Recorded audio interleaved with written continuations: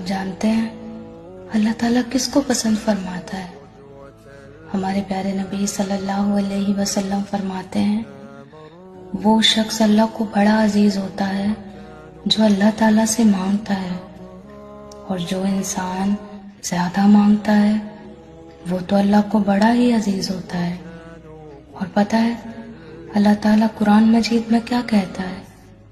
اللہ کہتا ہے مجھے نہ حیا آتی ہے جب میرے پاس میرا بندہ آتا ہے اور میرے سامنے جھولی پھیلاتا ہے، میں اس کی جھولی خالی کیسے واپس بھیج دوں؟ مجھے یہ سوچ کر ہی شرم آتی ہے۔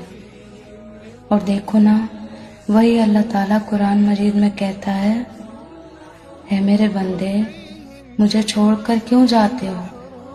کیا میں نے تمہارا خیال نہیں رکھا؟ میرے سے بہتر کون ہے جس کے پاس تم جاتے ہو؟ اللہ گلہ کرتا ہے کیوں تم کسی اور کے پاس جاتے ہو جب دینے والا میں ہوں۔